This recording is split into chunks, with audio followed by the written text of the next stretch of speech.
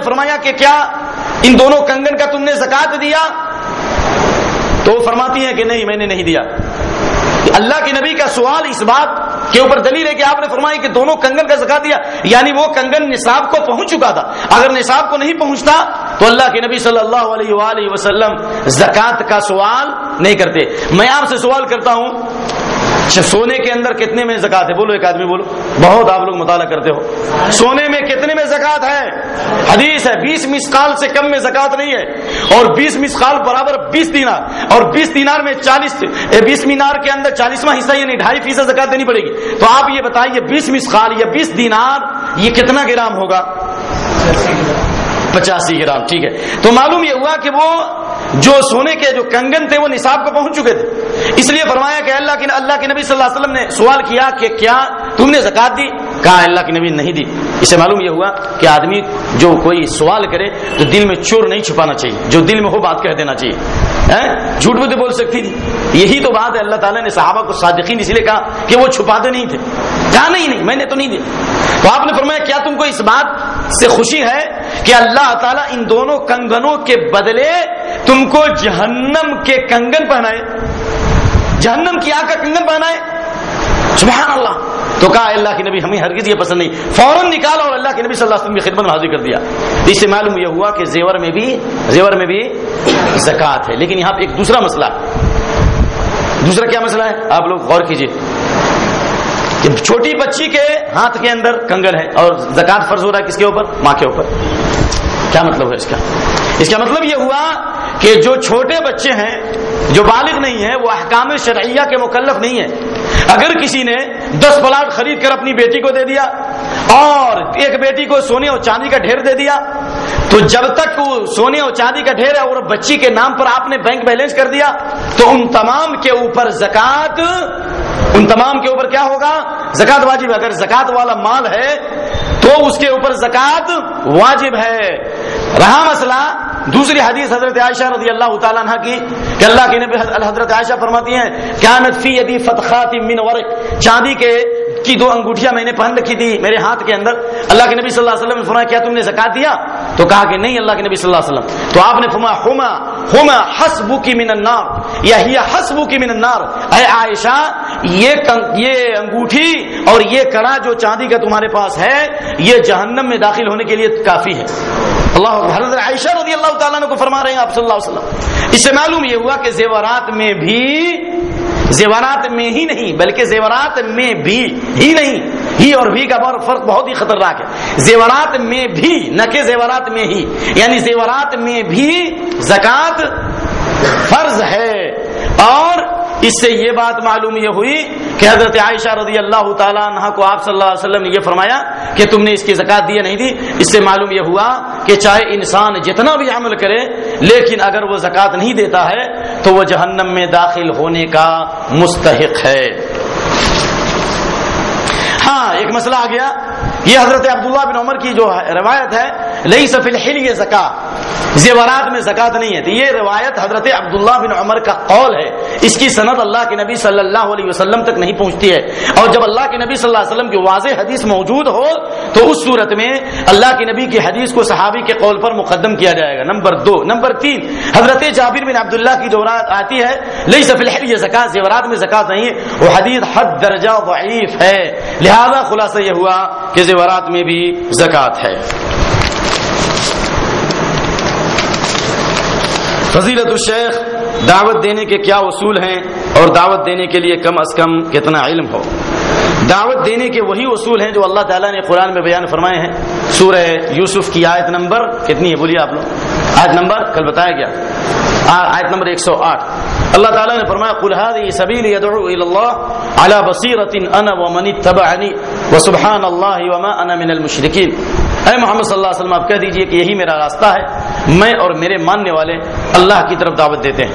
تو دعوت کے اصول یہ ہیں کہ دعوت دینے والا علم توحید اور علم سنت سے واقف ہو، اور نمبر 2 جو آدمی دعوت دے رہا ہے وہ جس چیز کی دعوت دے رہا ہے اس کا علم ہونا ضروری ہے۔ بصیر یعنی بصیر علم ہونا چاہیے، جس چیز کی دعوت دے رہا ہو اس کا علم ہو، 2 ہو گیا۔ نمبر 3 بصیر بحال المدعو، اور جس آدمی کو دعوت دے رہے ہو اس کے مزاج کا اور اس کے حالات کا واقف، اس کے حالات سے بھی واقف ہونا ضروری ہے۔ اور نمبر 3، نمبر 4، جس ماحول میں دعوت دے رہے ہو اس ماحول کا جاننا بھی ضروری ہے، اور جن لوگوں کو دعوت دے رہے ہو ان کی زبان کا جاننا بھی ضروری ہے۔ اس لیے کہ اللہ تعالیٰ نے فرمایا ما ارسلنا من رسول الا بلسان قومه، ہم نے جتنے بھی رسول بھیجے ان تمام رسولوں کو ان کی قوم کی زبان میں بھیجا۔ تو جن کو آپ دعوت دیں ان کی زبان کا جاننا بھی ضروری ہے، اور جس چیز کی دعوت دیں اس کا جاننا بھی ضروری ہے، اور جس چیز کی طرف دعوت دیں اس پر آپ کے لیے عمل کرنا بھی ضروری ہے، اور جس ماحول میں دعوت دیں اس ماحول کے اندر اس ماحول کی رعایت کرنا بھی ضروری ہے۔ لیکن دعوت کے تعلق سے آداب یہ ہیں کہ دعوت دینے والا جو اس وقت تک دعوت میں کامیاب نہیں ہو سکتا جب تک کہ اس کے اندر علم کے ساتھ صبر نہ ہو۔ العلم قبل الدعوہ، دعوت سے پہلے علم ہو اور دعوت کے بعد صبر ہو۔ دعوت کے بعد کیا ہو؟ صبر ہو۔ اللہ تعالیٰ نے فرمایا وما يلقاها الا الذين صبروا وما يلقاها الا ذو حظ عظیم۔ یہ دعوت کا مقام چاہتے سب ہیں کہ وہ اوج ثریا پہ مقیم، پہلے وہی سے کوئی پیدا کرے قلب سلیم۔ یہ مقام اس کو ملتا ہے جو صبر کرنے والے۔ جو صبر نہیں کر سکتا وہ دعوت میں کبھی کامیاب نہیں ہو سکتا۔ یہ پھولوں کی سیدھ نہیں ہے، یہ کانٹوں والا راستہ ہے۔ اگر بغیر صبر و بغیر مصیبت کے اگر دعوت میں کامیابی ہوتی تو اللہ تعالیٰ اپنے نبی صلی اللہ علیہ وسلم کے لیے زمین اور آسمان کی تمام چیزوں کو جمع کر دیتا، اور جب ابراہیم علیہ السلام کی آواز کو اللہ مکے سے پوری دنیا میں پھیلا سکتا ہے تو کیا اللہ کے نبی صلی اللہ علیہ وسلم کی آواز مکے سے پوری دنیا میں نہیں پھیلتی؟ آپ کو طائف جانے کی ضرورت کیوں پڑی؟ آپ صلی اللہ علیہ وسلم کو بدر و حنین کے اندر معرکہ آرائی کیوں کرنی پڑی؟ آپ کو کفار اور مشرکین کی شدتوں پر اور ان کے مسائل پر صبر کیوں کرنا پڑا؟ یہ دلیل اس بات کی ہے کہ اللہ تعالیٰ نے نبی صلی اللہ علیہ وسلم کو دعوت کے وقت کہا فاصبر کما صبر اولو العزم من الرسل فاصبر ولا تكن كصاحب الحوت۔ جس طرح پچھلے رسولوں نے صبر کیا اولو العزم رسولوں نے آپ بھی صبر کرو، مچھلی والے کی طرح مت ہو جاؤ۔ یعنی صبر ضروری ہے دعوت کے اندر۔ اس لیے لقمان حکیم نے اپنے بیٹے کو نصیحت کی، اس میں کہا یا بنی اقم الصلاۃ وامر بالمعروف وانہ عن المنکر واصبر علی ما اصابک واصبر علی ما اصابک۔ اے میرے پیارے بیٹے، نماز قائم کرو، بھلائی کا حکم دو، برائی سے روکو، اور لوگوں کے مصیبتوں پر صبر کرو۔ اس لیے بہت سارے لوگ ظہر میں کتاب و سنت پہ آئے اور عصر میں فوراً انہوں نے فتوی بازی شروع کر دی، اور مغرب ہوتے ہوتے انہوں نے تکفیر شروع کر دی، فلاں کافر، فلاں مشرک، فلاں کے پیچھے نماز نہیں۔ یہ سب کتاب و سنت کے مزاج کے خلاف ہے، اور یہ صحابہ کے منہج کے خلاف ہے۔ صحابہ کرام نے تقوی کے ساتھ دعوت دی۔ صحابہ کرام مسلمان ہوئے تو فتوی باز نہ بنے، بلکہ صحابہ کرام تقوی کی صفت سے متصف ہو کر انہوں نے دعوت کو مقدم کیا۔ فتوی دینے والے صحابہ میں کم تھے، میں نے اس سے پہلے بارہا بتایا ہے، لیکن دعوت دینے والے تمام صحابہ تھے۔ اس لیے اگر کسی بھی ایک چیز کا علم ہو تو اللہ کے نبی صلی اللہ علیہ وسلم نے فرمایا بلغوا عنی ولو آیہ، حدیث نہیں کہا، ایک آیت بھی معلوم ہو اس کی تبلیغ فرض ہے، لیکن دعوت کے لیے ایک مستقل ایسی جماعت ہونی چاہیے جو علم سے لیس ہو، ماحول سے واقف ہو، مسائل شریعہ کی جانکاری ہو۔